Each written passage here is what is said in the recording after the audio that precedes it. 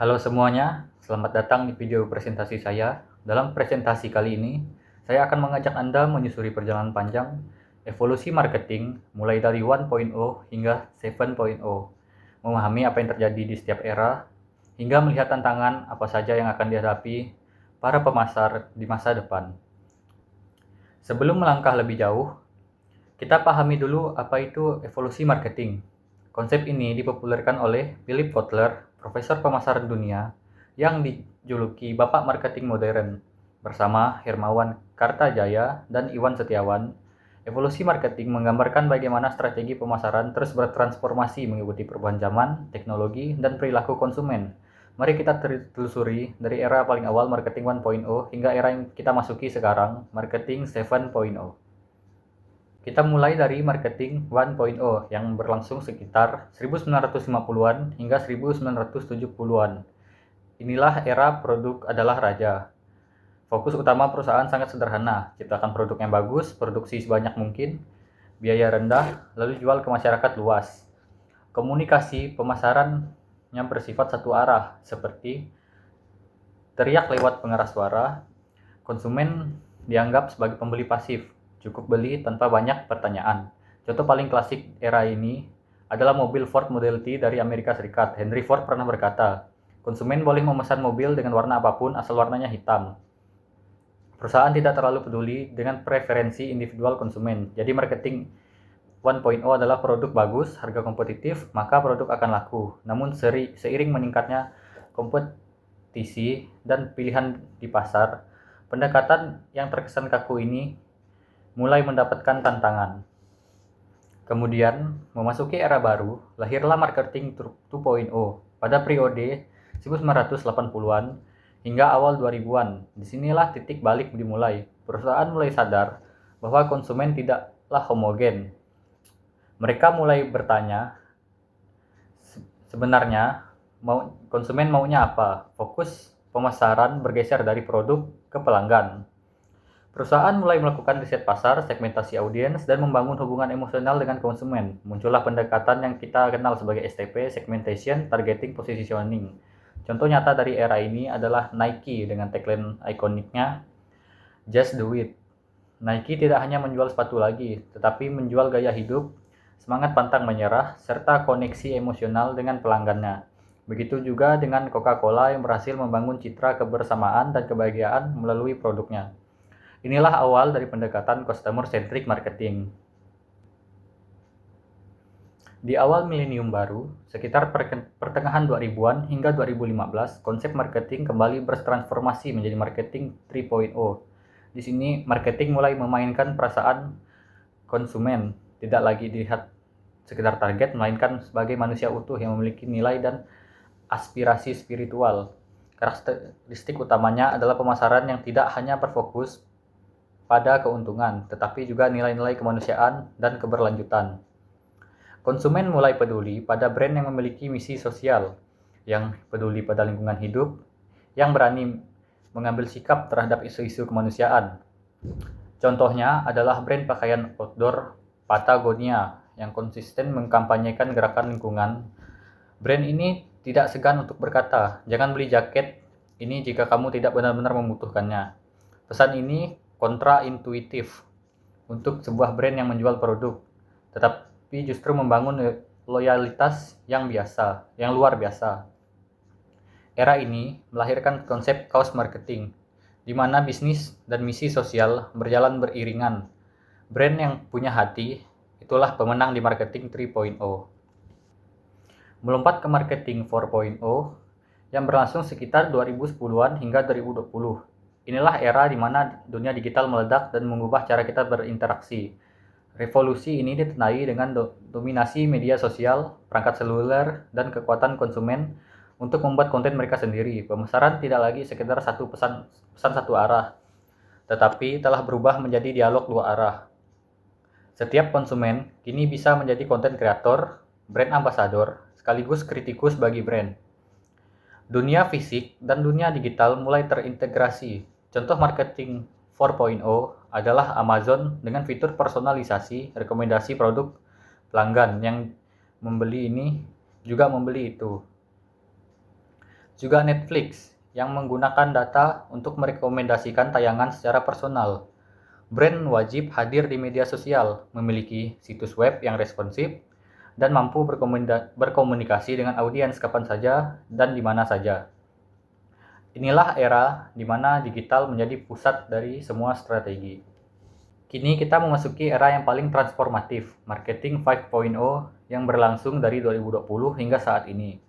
Kotler mendefinisikan marketing 5.0 sebagai penerapan teknologi yang meniru perilaku manusia. Kita menyebutnya teknologi imitatif untuk menciptakan, mengomunikasikan, menyampaikan, dan meningkatkan nilai di seluruh pengalaman konsumen. Di marketing ini, AI bukan lagi sekedar alat pendukung, tetapi sudah menjadi pusat interaksi digital. AI bergerak dari sekedar analitik di balik layar menjadi pengambil keputusan real time, bahkan alat kreatif. Tujuannya bukan menggantikan manusia, melainkan menciptakan pengalaman yang sangat personal dalam skala massal. Contoh nyata marketing 5.0 sangat dekat dengan kita. Contohnya Spotify dengan playlist Discover Weekly yang dipersonalisasi, iklan digital di platform Meta dan Google yang dioptimalkan AI secara real time, hingga chatbot yang melayani pelanggan 24 jam sehari. Teknologi dengan humanisme berpadu menjadi kekuatan pemasaran yang dahsyat.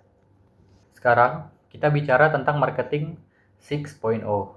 Sebuah era yang sedang muncul sekarang. Marketing ini adalah babak baru yang disebut Kotler sebagai meta marketing atau pemasaran imersif.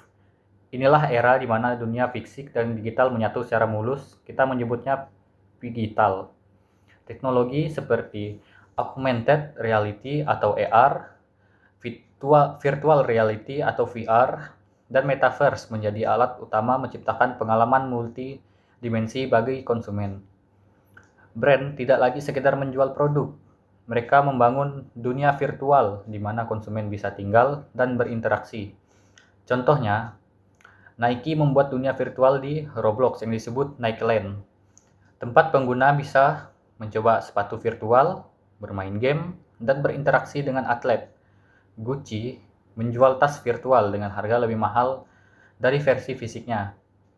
Kacamata pintar Meta memungkinkan pengalaman imersif yang menyatukan lapisan digital dengan dunia nyata.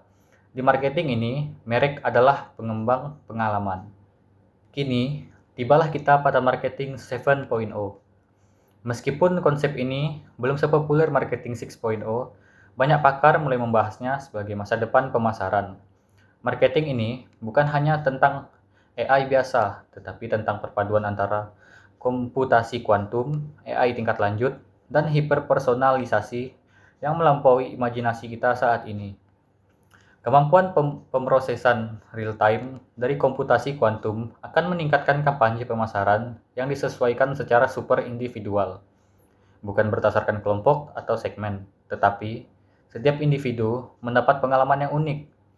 Bayangkan, iklan yang tidak hanya tahu produk yang Anda sukai, tetapi juga suasana hati Anda saat ini, preferensi estetika visual Anda, bahkan gaya bicara yang paling Anda sukai. Ini adalah era di mana marketing menjadi sangat personal, hingga terasa seperti dibisikkan langsung oleh teman. Tentu saja ini menghadirkan tantangan besar, terutama soal privasi data dan etika pemasaran. Revolusi marketing 7.0 belum genap terjadi, tetapi tanda-tandanya sudah mulai tampak. Setelah memahami evolusi dari masa lalu hingga masa depan yang spekulatif, pertanyaan pentingnya adalah tantangan apa yang dihadapi para pemasar di masa depan, khususnya di Indonesia, saat ini dan dalam waktu dekat. Pertama, perubahan landscape pencarian oleh AI. Di masa depan, konsumen tidak lagi mencari produk secara manual.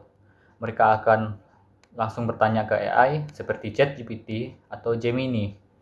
Lalu AI memberikan rekomendasi produk secara instan. Artinya strategi pemasaran tradisional harus beradaptasi drastis. Kedua, adopsi AI yang masif. Data dari Meta mengungkapkan bahwa saat ini 79% pelaku UMKM Indonesia telah menggunakan AI dalam platform digital mereka. Mayoritas menggunakan untuk pemasaran produk baru dan komunikasi dengan pelanggan. Ini menunjukkan bahwa di Indonesia, AI bukan lagi sekedar tren global, melainkan arus utama. Ketiga, dominasi video commerce dan live shopping. Indonesia sekarang menjadi pemimpin di Asia Tenggara dalam adopsi live shopping dan video commerce. Hampir 2 juta pengiklan kini memanfaatkan generatif AI untuk membuat konten video yang variatif dan relevan berbagai segmen audiens secara akurat. Keempat, privasi dan kepercayaan konsumen. Tantangan terbesar bukanlah teknologi, melainkan membangun kepercayaan. Di tengah gempuran konten buatan AI dan maraknya penipuan digital, justru keaslian dan sentuhan manusiawi yang paling berharga. Dengan kata lain, teknologi without humanity will lose in the end. Mari kita rekap sejenak perjalanan panjang ini. Marketing 1.0 merupakan era produk, fokus pada fungsional. Marketing 2.0 era pelanggan, fokus pada kepuasan. Marketing 3.0 era nilai, fokus pada nilai kemanusiaan. Marketing 4.0 era digital, integrasi media sosial dan seluler. Marketing 5.0 era AI, personalisasi massal dan otomatisasi cerdas. Marketing 6.0 era imersif, pengalaman digital dan metaverse.